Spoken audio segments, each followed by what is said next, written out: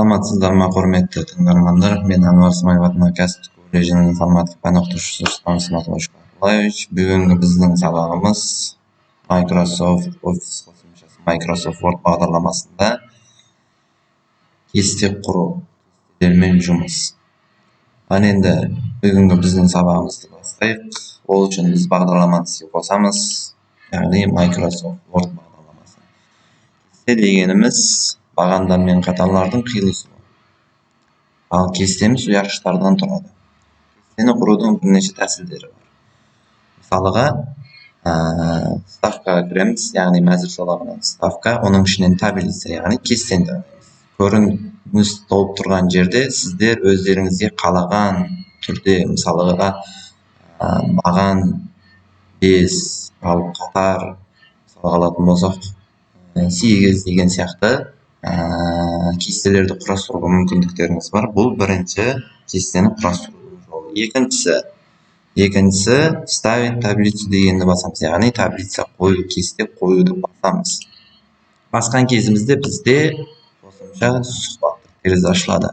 Сіз бұл жерден число столбцов, число строк дегенге өзіңізге керекті болған, кестеге қажетті болған қатар мен бағанды қоюға мүмкіндіктеріңіз бар. Мысалға алатын болсақ, 5 бағанға, мысалға 12 қатарды қойып көрейік, және де окей батырмасын басамыз. Мінекей, бізде кесте құрастырылды. Немесе бағанағы жерге ставка, таблица, оның ішінен мысалға алатын болсақ, 5-ке 8 деген кестені құрастырамыз. Мысалға, бұл жерде кестеміз 5 баған және де 8 қатардан тұрады. Енді мәліметтерді енгізу үшін әр кесте ұяшықтарына басу арқылы сіздер мәліметтеріңізді енгізуге мүмкіндіктеріңіз бар. Мәлімет енгізгенде ол жерге әріптерді, сандарды, символдарды да қалаған түрін енгізуге мүмкіндіктеріңіз бар. Мысалға алатын болсақ, бұл жерге нумерация белгісін қояйық. Нумерация екіншісіне бірінші баған, екінші баған, үшінші баған, төртінші баған. Мінекей, қойып алдық. Ал енді біз бұл кестелерді, яғни мәліметтерді орналасуында өзімізге ыңғайластырып алсақ болады. Ол үшін, мысалыға, мәліметтерді ерекшелейміз, және де оларды орналасу аумағын таңдауға мүмкіндігіміз бар. Ол үшін мәзір жолағынан макетке кіреміз. Мына бір бөлікте бізге қажетті болған құрал саймандар үстел орналасқан, және де біз осы жерден орталай екі жағынан да бірдей етіп орын қалдыруға мүмкіндігіміз бар. Және де ішінде берілген мәтіндерді жазылу стильдерін өзгертіп, олардың көлемін өзгертуге де мүмкіндіктеріміз бар деген сөз.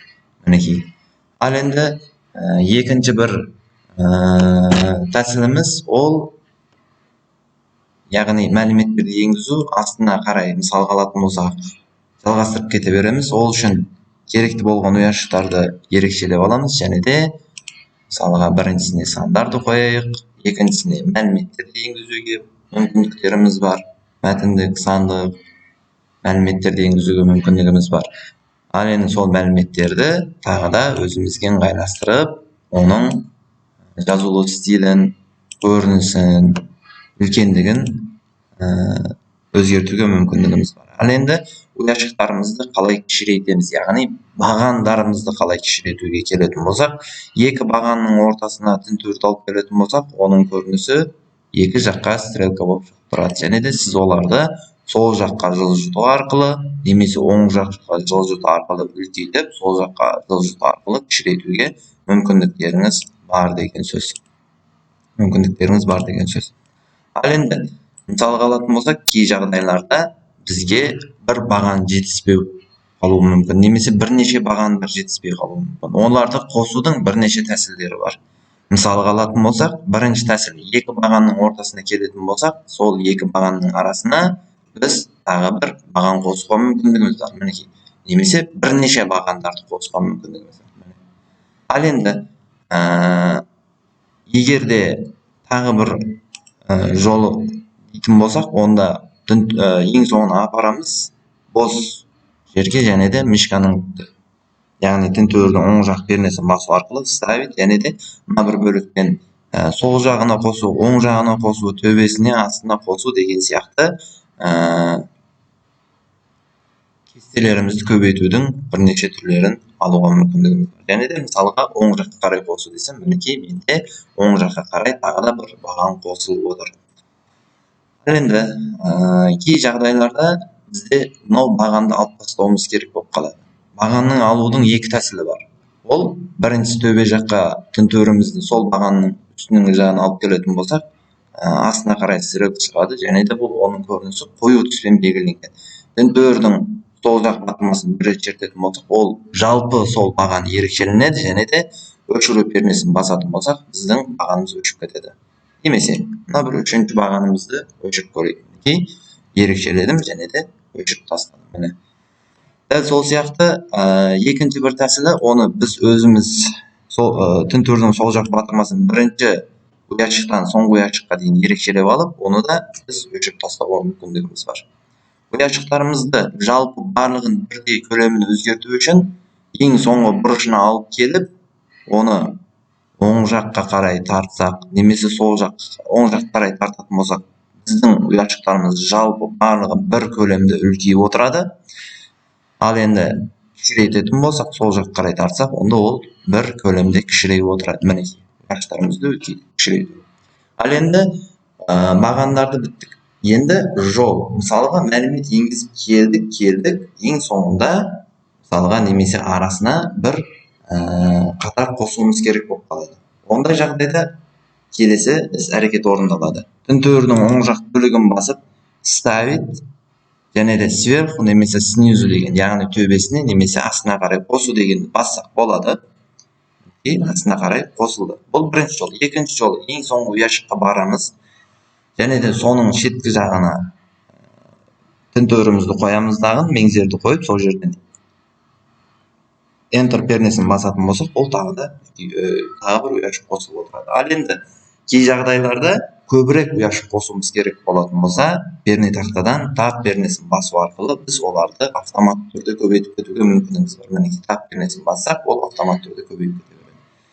Кей жағдайларда арасына қосу керек болып қалады. Мысалға алатын болсақ, бір ұяшығымен, яғни бірінші қатар мен екінші қатарға арасына қосу керек болып қалатын болса, сол екі қатардың ортасындағы сызыққа келетін болсақ, ол жерде тағы да шығады. Бұл жерге сіздер тінтуірдің сол жақ батырмасын басу арқылы тағы бір ұяшық қосуға мүмкіндігіңіз бар. Жалпы ұяшықтармен жұмыс. Ал енді мәліметтерді өзіңізге ыңғайластырып жайғастыруға мүмкіндіктеріңіз бар. Мысалға алатын болсақ, мына бір бөлікте жазып отырайық. Студенттің аты жөні. Мінекей, студенттің аты жөні. Мына бір бөлікте сізде қаласаңыз бұның көлемін кішірейтіп алуға мүмкіндігіңіз бар. Мысалға шрифтін, мінекей, және де макет басу арқылы оларды орталай жайғастырып алуға мүмкіндігіңіз бар. Келесі мысалға алатын болсақ, туған күні.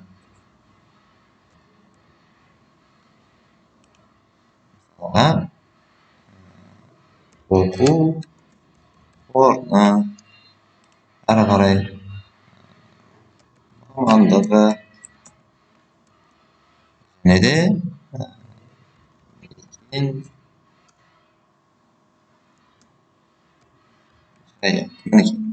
мына бір бөлікте біз мысал алатын болсақ, бір мәліметті алуға, яғни бір мәлімет жазуға кестелерімізді қолдануға мүмкіндігіміз бар.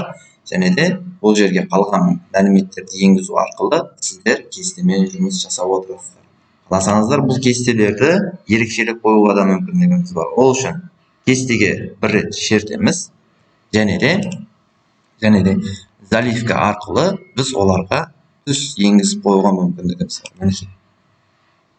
Екінші біреуі де мына бір ұяшығымызды біз енгізіп қою. Ал енді кей жағдайларда бір ұяшықты бірнеше ұяшыққа бөлу керек болып қалады. Ол үшін макетке кіру арқылы сіздер нарисовать таблицу басқан кезде сіздер оларды автомат түрде